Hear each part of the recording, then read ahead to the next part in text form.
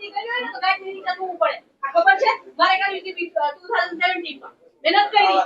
મેં નથી કરી. તમને નામ સહિત આપું શું કામ નથી કરી? આ તમને કહી દઉં.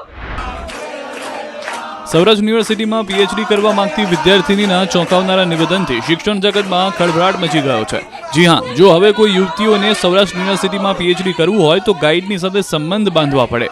આવું અમે નથી કહી રહ્યા, પરંતુ સૌરાષ્ટ્ર યુનિવર્સિટીમાં કુલપતિને રજૂઆત કરવા ગયેલી એક યુવતીનું ચોંકાવનારું નિવેદન છે. યુવતીના આ કથનથી ત્યાં ઉપસ્થિત સૌ કોઈ સ્તબ્ધ થઈ ગયા, સૌ કોઈ આશ્ચર્યચકિત થઈ ગયા. સૌરાષ્ટ્ર યુનિવર્સિટીના કુલપતિ ડોક્ટર ઉત્પલ જોશી ચોંકવાની બદલે હસતા જોવા મળ્યા હતા, બાદમાં સ્તબ્ધ થઈ ગયા.